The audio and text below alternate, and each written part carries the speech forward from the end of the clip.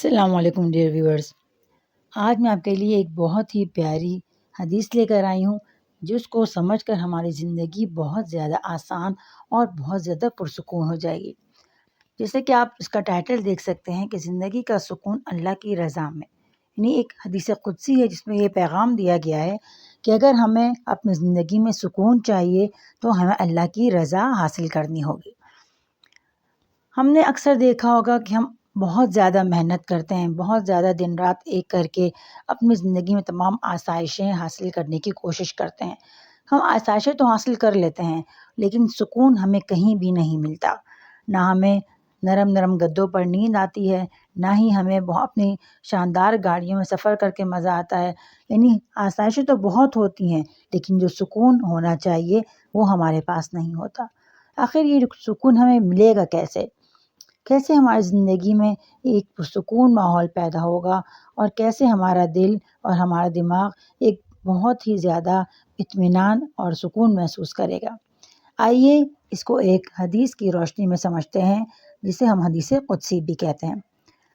اور حدیث قدسی اس حدیث کو کہا جاتا ہے جس میں اللہ پاک نے بات کی ہو اپنے انسانوں سے. آئیے دیکھتے ہیں کہ یہ کون سی حدیث ہے اور اس میں ہمیں کیا کہا جا رہا ہے. تو حدیث قدسی، اگر اس حدیث قدسی کا مطلب آپ نے سمجھ لیا تو آپ کے ساری پریشانیاں اور سارے مسئلے حل ہو جائیں گے.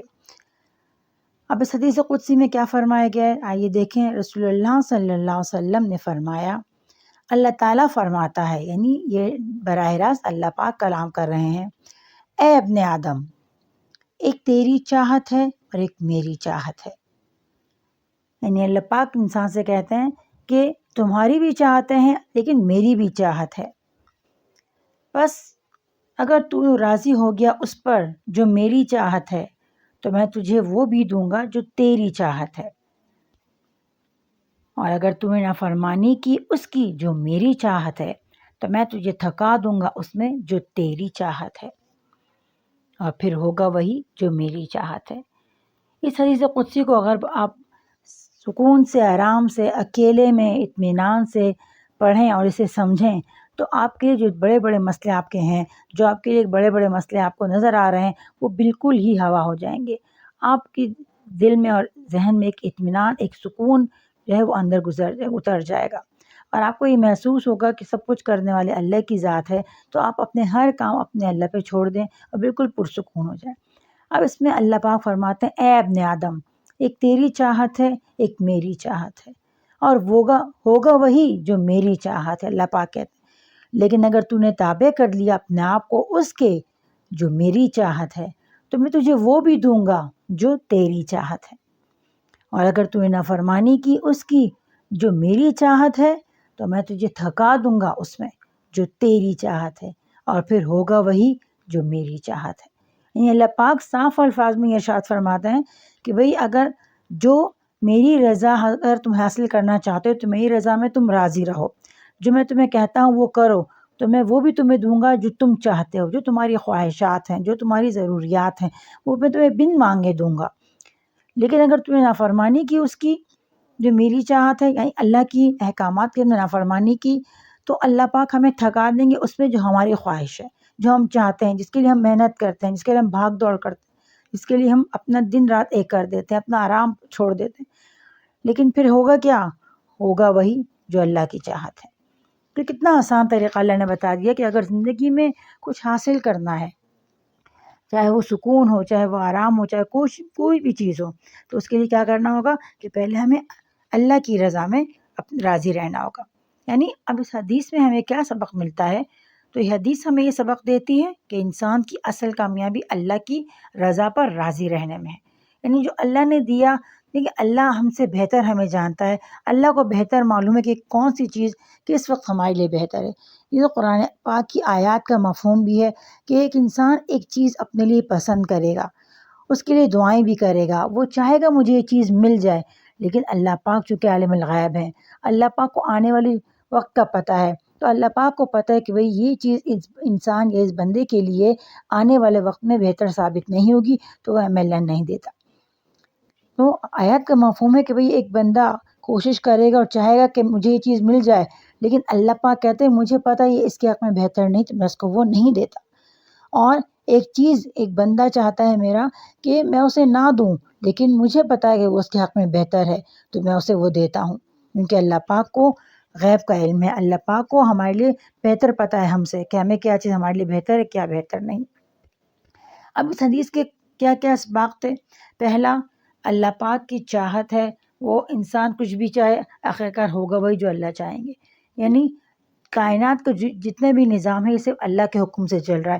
کوئی پتا اپنے جگہ سے نہیں ہل سکتا جب تک اللہ کا حکم نہ ہو، کسی چیز کو کوئی رزق نہیں پہنچا سکتا جب تک اللہ کا حکم نہ ہو، چاہے وہ فرشتے ہوں، جنات ہو، انسان ہو، جو بھی مخلوق ہو، اللہ کے حکم کے بغیر وہ کچھ بھی نہیں کر سکتے، سب کرنے میں اللہ کے حکم کے محتاج ہیں۔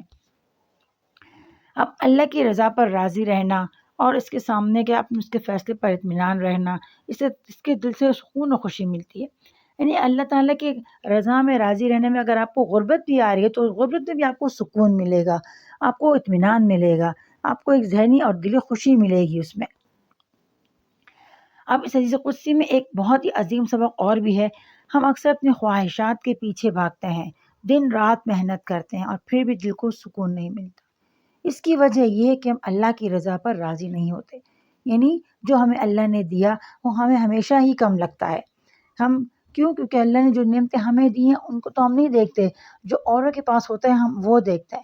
حالانکہ اگر اللہ نے ہمیں کچھ بھی نہیں دیا تو سب سے بڑی چیز جو اللہ پاک نے ہمیں دی ہے مفت میں، وہ ہے ہمارا ایمان، وہ ہے اللہ کی پہچان، جو بہت زیادہ نعمتوں سے بھی بہت بڑی نعمت ہے۔ اب یاد رکھیں جو اللہ چاہتا ہے وہی بہتر ہوتا ہے، یعنی اللہ کو بہتر پتہ ہے کہ ہمارے لیے کیا چیز بہتر ہے، تو جو اللہ چاہے گا وہ بہتر ہوگا۔ سکون اسی وقت ملے گا جب ہم اپنی چاہت کو اللہ کی چاہت کے تابع کرنے، اور جو اللہ پر بھروسہ کرتا ہے اللہ اس کے دل کو سکون بھر دیتا ہے اور اس کی ضرورتیں پوری فرماتا ہے۔ یعنی اگر کامیابی حاصل کرنا چاہتے ہیں دنیا میں بھی اور آخرت میں بھی تو کیا کرنا ہے؟ اللہ کی رضا میں راضی رہنا سیکھیں۔ اور اصل کامیابی یہی ہے کہ انسان ہر حال میں کہے کہ میں اللہ کے فیصلے پر راضی ہوں، کیونکہ میرا رب مجھ سے بہتر جانتا ہے، اور بے شک میرا رب بہتر جانتا ہے۔ تو آئیے اب ہم سب مل کر دعا کریں کہ اللہ پاک ہمیں اپنی رضا میں راضی رہنے کی توفیق دے، اور ہمارے لیے وہ کام کرے جو ہمارے حق میں بہتر ہو۔ اور ہم انسان ہیں، کمزور ہیں، مانگیں گے تو اللہ سے ہی کہ اللہ ہمیں دنیا اور آخرت دونوں کی آسائشیں اور سہولتیں عطا فرما، کیونکہ ہم بہت کمزور ہیں، ہم بہت ناتواں ہیں، تو اللہ ہمارے تمام خطاؤں کو معاف فرمائے۔ اگر آج کی ویڈیو سے آپ کو کچھ بھی نیا سیکھنے کو ملا ہو یا کوئی بھی بات پسند آئی ہو تو اس کو لائک اور شیئر ضرور کیجیے، اپنا بہت سارا خیال رکھیے اور دعا میں ضرور یاد رکھیں۔